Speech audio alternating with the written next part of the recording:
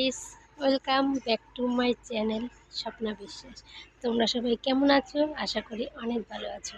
তো সকালে সকালে উঠে আমার সমস্ত কাজ হয়ে গেছে, রান্না বাড়া সব কমপ্লিট, সবার খাওয়া দাওয়া কমপ্লিট। তো সেটা তোমাদের সঙ্গে আমি শেয়ার করতে পারিনি, কারণ আমাদের এখানে কারেন্ট নেই আর আমার ব্যাটারি একদম লো ছিল, এই জন্য কোনো ভিডিও করতে পারিনি।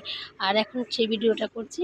তো তো আমি স্নান দান করে এসে তারপরে তোমাদের সামনে এসে আবার কথা বলছি।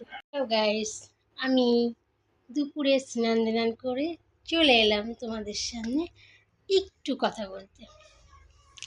দেখো আমার বড় ননদ আমার জন্য এই দেখো ডিম পাঠিয়েছে। ডাক্তার বলেছে যে এই সময় একটা করে দেশি ডিম খাবে, তাই অনেক কষ্ট করে কটা ডিম পাঠিয়েছে। শাক পাঠিয়েছে, শাক সবজি বেশি করে খেতে হবে, তাহলে গায়ে রক্ত হবে। তো আমার